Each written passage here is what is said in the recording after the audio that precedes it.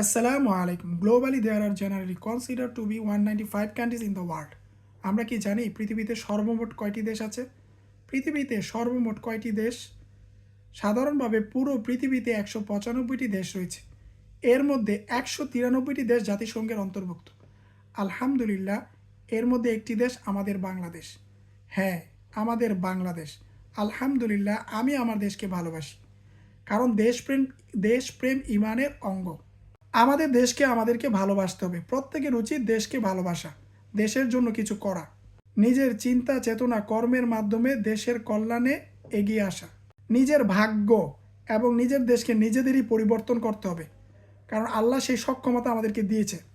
আল্লাহ এসে পরিবর্তন করবেন না। দুনিয়াটা হচ্ছে পরীক্ষা। আমাদের কর্মের মাধ্যমে, আমাদের চেষ্টা সাধনার মাধ্যমে আমাদের পরিবর্তন হবে, আমাদের দেশের পরিবর্তন হবে। এজন্য আগে আমাদেরকে বদলাতে হবে।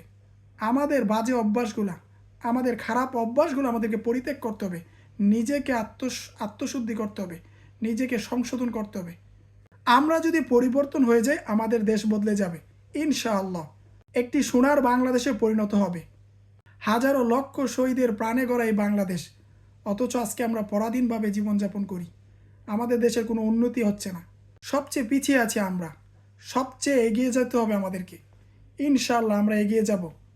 আগামীর বাংলাদেশ হবে ইনসাফের বাংলাদেশ। আল্লাহ আমাদেরকে কবুল আর মঞ্জুর করুক। এজন্য আমাদের প্রত্যেককেই এগিয়ে আসতে হবে।